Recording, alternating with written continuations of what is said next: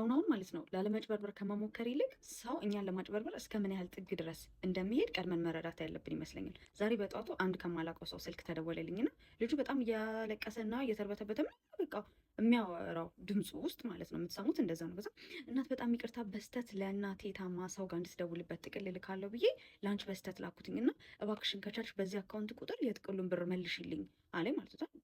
ምንድነው ማነቅ ይቅርታ ተሳስተክ ይሆናል ስል በእውነት ተሳስቼ አይደለም ይሄው ካላመንሽ ቴክስት ገብቶልሻል ሲለኝ እንደዛ እያለኝ እያወራኝ ማለት ነው እንደዛ እያጣደፈኝ እያወራኝ ቴክስት ገባ። ከዛ ሳያው ቴክስቱ እውነትም እንደዚህ የ1300 ምናምን ብር ጥቅል ገብቶሎታል ምናምን የሚል ነው። ከዛ እሺ አንዴ በቃ እንዲ ሊያውና እልክልሃለሁ በቃ በስተትም ከሆነ በጣም ይቅርታ በእናትሽ ብዙ ጊዜ እንደሰጪው እናቴ አደጋ ላይ ናት ያለችው እኔም ብዙ ኔትወርክ የሌለበት ቦታ ላይ ሆኜ ስለሆነ የምደውለው አጠገባ ማንም የለም እባክሽን ምናምን አለኝ ማለት ነው። እሺ አንዴ በቃ ካልዘጋሁትም ይሄን ጥሪም እኮ ካልዘጋሁት መላክ አልችልም ስለዚህ አንድ ጊዜ ሊያው አልኩትኝና እሺ ብሎ ያው ዘጋው። ከዛ ቴክስቱን ማየት ጀመርኩኝ። ከዛ እንደዚህ ብር ምናምን ይላል።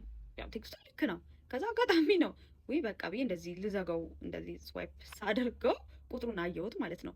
መላክ ያለበት ለእኔ በትክክል ጥቅል ገብቶልኝ ቢሆን ከ994 ወይም ኢትዮ ቴሌ የሚል ነው ከላይ ሊኖረው የሚገባል። ይሄ ግን ራሱ እያወራኝ የነበረው ቁጥር ነው እና ከዛ አልኩኝና ሳልበላ ተረፍኩ አልኩኝና በቃ ማጭበርበር እንደሆነ ገባኝ ማለት ነው። ከዛ ምንድን ነው ያደረኩት ከአንዳንድ ማለት ነው 90 ላይ እንደዚህ አይነት ማጭበርበሮች ሲገጥማችሁ የኢትዮ ቴሌኮም ነፃ መስመር ነው የጽሁፍ መልእክት የምትልኩበት ማለት ነው እና 5 በሀገር ውስጥ ቋንቋዎች መላክ ትችላላችሁ። በአማርኛም፣ በኦሮምኛም፣ ትግርኛም፣ ሶማሊኛም ጨምሮ እንደዚህም ደግሞ እንግሊዝኛንም ጨምሮ ጽፋችሁ ጉዳዩንና ስልክ ቁጥሩን አድርጋችሁ መላክ ትችላላችሁ እና እዛ ላይ ላክ አድርጌ ሪፖርት አስደረግኩኝ ማለት ነው። የሚወስዱትን እርምጃ ይውሰዱ ማለት ነው። ስለዚህ እናንተም እንደዚህ አይነት ነገር ሲገጥማችሁ የትኛውም ሁኔታ ላይ ሆናችሁ አዎ የእናንተ ነገር አይደለም ለመመለስ ነው የምትቸኩሉት፣ ግን ለምን ትበላላችሁ? አንድ አፍታ ቆም ብላችሁ የተላከው ነገር ማን ነው ምንድን ነው ያለው እውነት ነው አይደለም የሚለውን አረጋግጣችሁ የራሳችሁን ምላሽ መስጠት ይሻላል እና ተጠንቀቁ ከእንደዚህ አይነት ማጭበርበሮች ልላችሁ ነው።